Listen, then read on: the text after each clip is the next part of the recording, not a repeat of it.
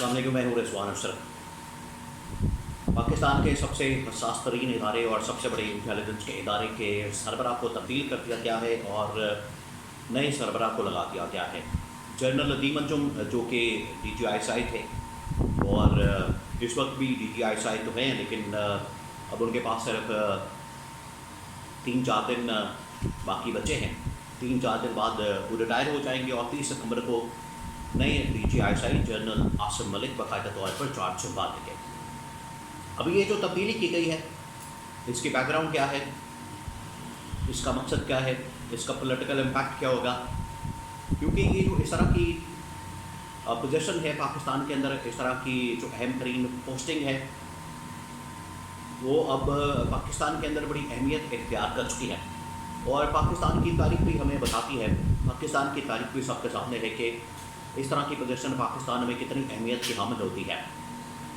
इस वजह से मैं ये बात कर रहा हूँ कि इसका पॉलिटिकल इम्पैक्ट भी होगा।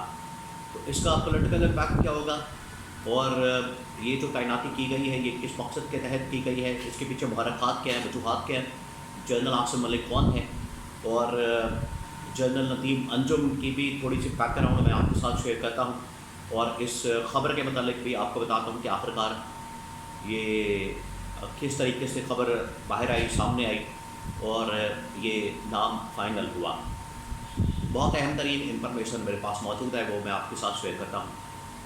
देखिए, आज से तकरीबन कोई 2-3 दिन पहले ये अब ख़बरें आना शुरू हो गई थी कि नए DGISI को लाया जा रहा है और पुराने या मौजूदा जो इस वक्त DGISI है जनरल नदीम अंजुम, उनको चेंज किया जा रहा है।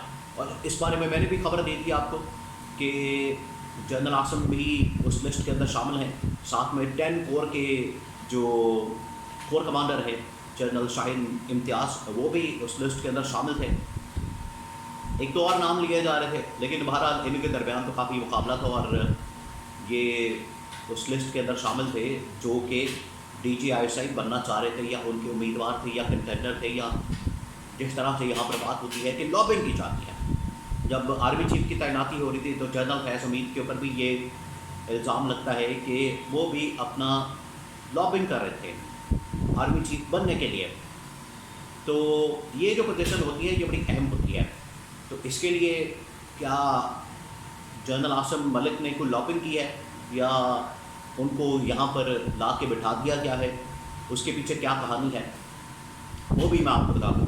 देखिए, जनरल आसिम मलिक असल में एक फौजी ख़ानदान से ताल्लुक़ रखने वाले आर्मी ऑफिसर हैं और इनके वालिद भी जनरल GM मलिक, जनरल ग़ुलाम मोहम्मद मलिक, वो भी लेफ्टिनेंट जनरल रह चुके हैं। तो ये भी लेफ्टिनेंट जनरल के ओहदे के ऊपर पहुँचे हैं।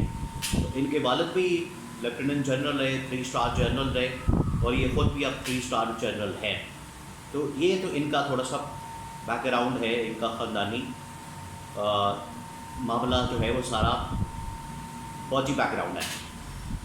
दूसरा ये कि अब ये इस वक्त AG थे GHQ के अंदर, एडजुटेंट जनरल, और उसके मातहत जो है वो जैक ब्रांच आती है जिसको कहते हैं जज एडवोकेट जनरल, जो कि सारे लॉ के, कानून के मामला देखती है। GHQ के अंदर या आर्मी के जितने भी मामला होते हैं कानून के, कानूनी मामला सारी जैक ब्रांच देखती है। आजकल आपको पता है कि जनरल फैज़ हमीद का मिलिट्री कोर्ट हो रहा है, मिलिट्री ट्रायल हो रहा है, कोर्ट मार्शल हो रहा है बल्कि। तो वो उस सारी मामले की निगरानी भी आखिरकार इनकी जानब से की जाती है, क्योंकि ये जैक ब्रांच को हेड करते हैं। जैक ब्रांच के ऊपर इनका ओहदा आता है या इनका डिपार्टमेंट आता है जिसको AG कहा जाता है, एडजुटेंट जनरल। उसके मातहत ही जैक ब्रांच होती है और फिर नीचे इस तरह से पूरा सिस्टम चलता है। और ये जो AG है ये बड़ा अहम तरीन शख्स होता है और इसका बराह रास्त ताल्लुक़ कम्युनिकेशन जो है वो आर्मी चीफ के साथ होती है। तो आजकल आर्मी चीफ जो है वो जनरल आसिम मलिक है, जनरल आसिम मनीर है। अब जनरल आसिम जो है और जनरल आसिम दोनों मिक्स हो गए हैं। इधर आर्मी चीफ भी जनरल आसिम है, इधर DGISI भी जनरल आसिम है। तो ये जनरल आसिम मनीर हैं आर्मी चीफ और DGISI जनरल आसिम मलिक है। तो अब ये दोनों आ गए हैं अब यहाँ पर इसमें एक पॉलिटिकल इम्पैक्ट जो निकाला जा रहा है, पॉलिटिकल एंगल इसमें से निकाला जा रहा है वो ये कि क्योंकि आजकल कोर्ट मार्शल हो रहा है जनरल फैज़ का और इसको लिंक किया जाता है इमरान खान के साथ, और ये जैक ब्रांच का रही और जैक ब्रांच जो है वो इसके मातहत ही है AG के। इस वजह से ये इनकी निगरानी के अंदर ही जनरल फैज़ का कोर्ट मार्शल हो रहा था, और हो सकता है कि इसी कॉन्टेक्स्ट में इमरान खान को भी मिलिट्री के हवाले किया जाए और उनका भी मिलिट्री ट्रायल किया जाए। और इस सिलसिले में मैं आपको लेटेस्ट अपडेट ये भी दे दूँ कि इस्लामाबाद हाई कोर्ट के अंदर इमरान खान ने अपने मिलिट्री ट्रायल को रोकने के लिए दरख्वास्त भी दायर कर रखी थी, जिसको अब ख़त्म कर दिया गया है, जिसको निपटा दिया गया है। और गवर्नमेंट ने वहाँ पर ये कहा है कि जितनी देर तक हमें ये इस बारे में फ़ैसला नहीं दिया जाता, हमारे पास एक कंक्रीट फ़ैसला नहीं आता कि इमरान खान का मिलिट्री ट्रायल करना है, तो उस वक्त तक हम कुछ नहीं बता सकते।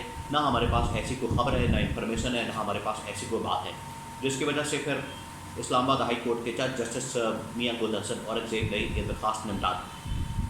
तो इसको अब लिंक किया जाता है जनरल फैज़ को इमरान खान के साथ, तो कहा जा रहा है कि यहाँ से इमरान खान का मिलिट्री ट्रायल हो सकता है। अब दूसरी बात ये कि जो जनरल आसिम मलिक हैं, जो नए DGI आ रहे हैं,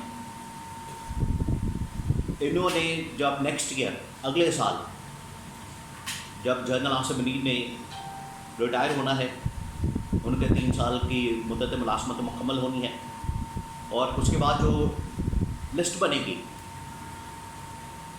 उसके अंदर जो सीनियर मोस्ट जनरल होंगे वो जनरल आसिम मलिक भी होंगे। अब जनरल आसिम मलिक इस वजह से आर्मी चीफ के लिए क्वालिफाई नहीं कर सकेंगे उस टाइम पे, क्योंकि उन्होंने कोई कोर जो है कमांड नहीं। तो जितनी देर तक अगर किसी जनरल ने कोर कमांड नहीं की तो वो आर्मी चीफ नहीं बन सकता। इसी वजह से आपको याद है कि जब जनरल फैज़ हमीद की तैनाती की बात हो रही थी, उनको पोस्ट उनकी ट्रांसफ़र की जा रही थी ISI से पेशावर कोर कमांडर, क्योंकि ये कहा जा रहा था कि उन्होंने आर्मी चीफ की लिस्ट के अंदर आना है, तो इस वजह से कोर कमांड करना बड़ा ज़रूरी है, तो उनको वहाँ पर भेज दिया गया था। बहरहाल अच्छा, वो लिस्ट के अंदर तो आ गए थे, ये बात है कि वो लिस्ट के अंदर आ गए थे, लेकिन वो नहीं बन सके आर्मी चीफ। तो इनके लिए बड़ा ज़रूरी है कि अगर इन्होंने आर्मी चीफ बनना है तो ये कोर कमांड करें, लेकिन अब 1 साल के अंदर तो ये नहीं जा सकेंगे, अब यहाँ पर रहेंगे। तो इसका मतलब है कि जो नेक्स्ट ईयर जब ये आएगा मामला सामने कि कौन सा सीनियर मोस्ट जनरल जो है वो क्वालिफाई करता है पोस्ट स्टार जनरल के लिए या आर्मी चीफ के लिए, तो ये फिर ऑटोमेटिकली उस क्वालिफिकेशन के ऊपर पूरा नहीं उतर सकेंगे, और इस तरह से एक रास्ता निकल सकता है जनरल आसिम मुनीर के लिए, मौजूदा आर्मी चीफ के लिए, कि वो एक्सटेंशन हासिल कर सकते हैं। तो ये भी इसके पीछे एक जहाँ पर एक पॉलिटिकल एंगल मौजूद है, वहाँ पर आपको यहाँ पर एक मिलिट्री एंगल भी नज़र आता है कि किस तरीके से वहाँ पर मामला चलते हैं। बहरहाल इनके सामने चैलेंजेस बहुत ज़्यादा हैं, दहशतगर्दी के, अमन अमान के, मुल्क के अंदर जो इस वक्त पॉलिटिकल सिचुएशन है उसके हवाले से चैलेंजेस बहुत ज़्यादा हैं। लेट्स सी कि वो इन चैलेंजेस से किस तरह से मुकाबला करते हैं, और दूसरा ये कि हफ्ते 10 दिन बाद उनकी पॉलिसी के हवाले से भी मामला क्लियर हो जाएगा।